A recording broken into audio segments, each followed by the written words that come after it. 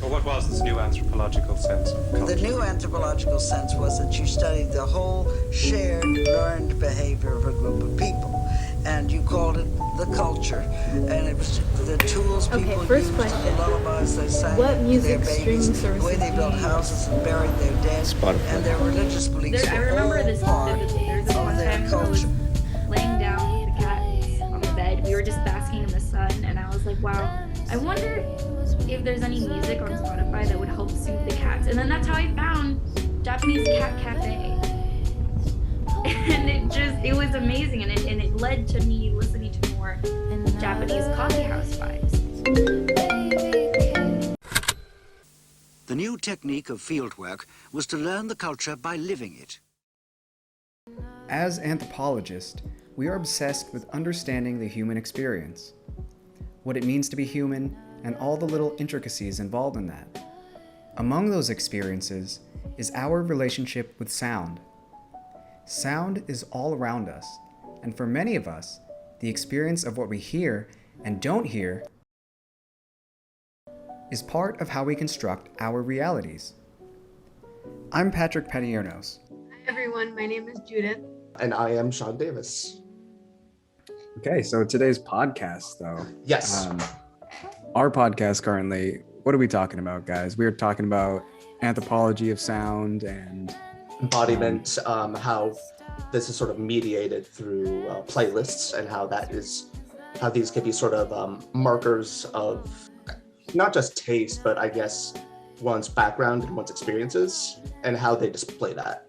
Right, how they display it and how they essentially embody it, how it changes their space. And pretty much we're applying it, seeing what people listen to, how they listen to it, and how they construct those playlists. As well as discussing what we do personally. Right. Yeah, I mean, I guess we could talk about that a bit. Yeah. I suppose I mostly use playlists for a variety of reasons. Sometimes I'll just put on like songs and just shuffle it and just see what happens. I put together like a small list of stuff I'm listening to lately. But, I have a playlist for, if I'm studying and I need some not music without vocals, because vocals distract me. I also have playlists for music. I have one if I'm running late to something and I did oh God, I'm in a rush. Or I have one that's like very easy listening.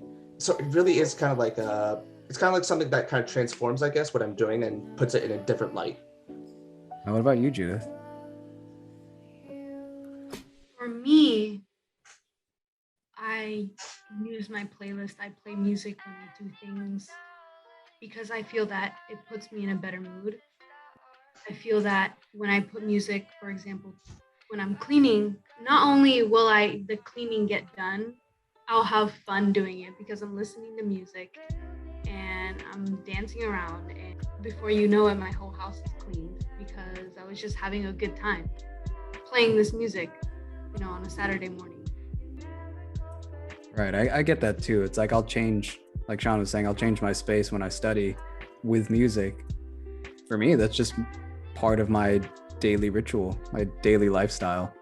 I mean, based on our experience with sound, I feel like, we just wanted to see how other people change their environment with sound or how they use playlists, just because sound is so important to our lives and how we experience things. So when we want to tell people how we're experiencing something, we might want to also put them in, play a song for them, right? Looking through our data, we use the anthropological context surrounding embodiment, immersion, and identity to understand what people wanted to share with us about their experience with music streaming services. For our methodology, we each interviewed a handful of people, and it might have been through recording or through written interviews, and we also did self-interviews, and this gave us a better understanding of how people express themselves through playlists.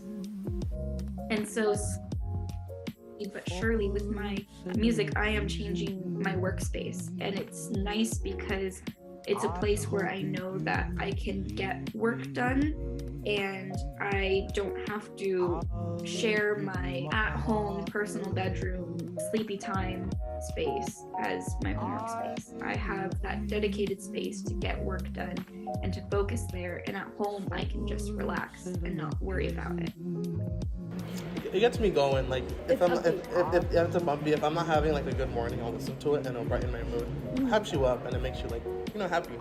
Feel like a bad bitch. Yeah, you know how it is. But when I'm going like in a car, sometimes I don't want to listen to certain things, and so I do skip a lot till I get the mood that I want to feel. Like if I'm like thinking hard about a project, I don't want to listen to lyrical music. I want to listen to the more battle stuff or like piano music. But sometimes I need to wake up, and so I need to like listen to something with words or something to calm me down. So something with a voice, a melodic voice that I can sort of hum or sing to. I guess it does just depend on what my current mood is, but I'm always like, it's like I can't even move the car without playing music sometimes. Like if I'm really vibing with my Spanish music, I'm not gonna change it. Like if my mood changes, then probably. Like if I go from happy and then I get a little sad, I'll put on my feels playlist. The first thing we noticed was music as a tool. It was used as a tool for self-management, as background noise, and as something to change your environment. All of this done through interactions with music streaming services. The streaming service acting as a tool on its own.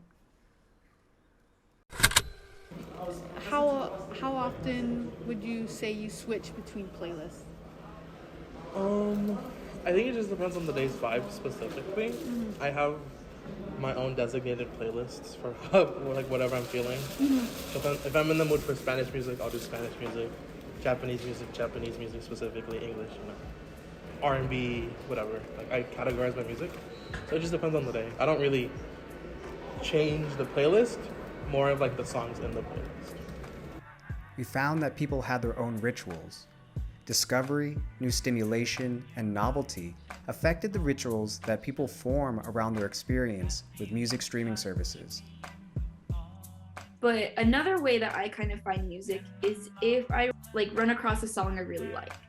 So when I find a song that I really like, such as Say So, the Japanese version by Reyes, I went to her artist page, listened to her songs, but then I also saw that her songs are featured in this playlist called Pixel Garden. And that was a whole new genre that I didn't know existed.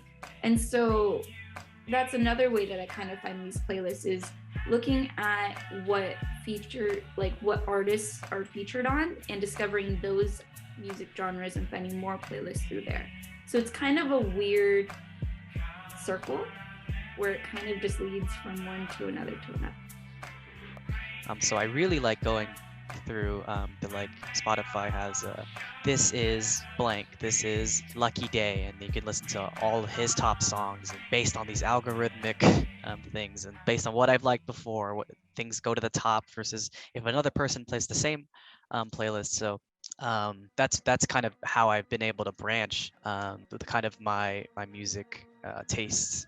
How they enjoyed navigating playlists, making their own for specific purposes, and even co-creating their music with the algorithm were some of the rituals people developed while using these services. Our last theme was music as a connection, as it intertwines with friends, family, and our cultural worlds in the construction of identity. The idea of public versus private had us think about how connection played a major role in our media experiences.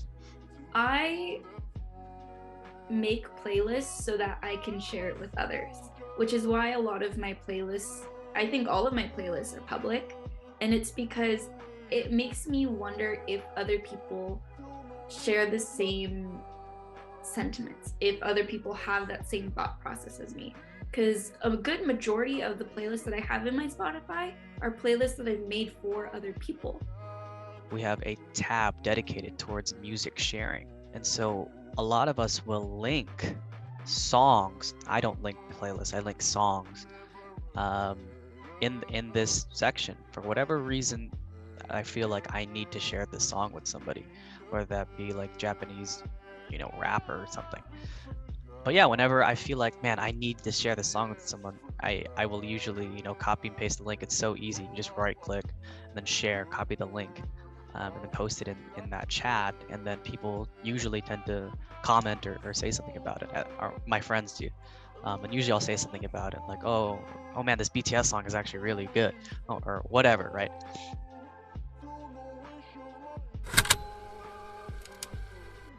How we chose to share music is influenced by things like algorithms, our cultural worlds, and tastes.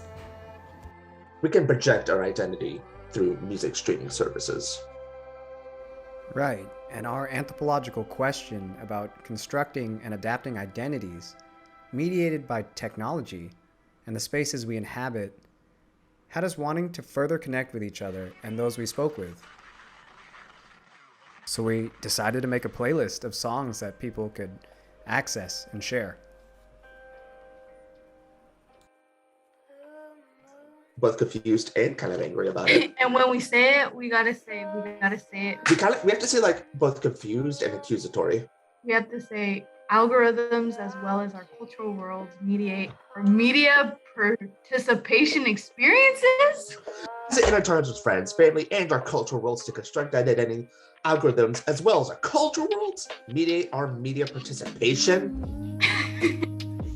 What is happening? In our last sentence, we have to like really come at the audience and be aggressive with them, you know, make them uncomfortable. Especially with the chill background music that we have. Yeah, with the cover of Fly Me to the Moon. One more time. Take 4! Hang on, my phone ringing. All right, take 4! We can project our identity through music streaming services. That was fast. Thanks, Judith. Take 5!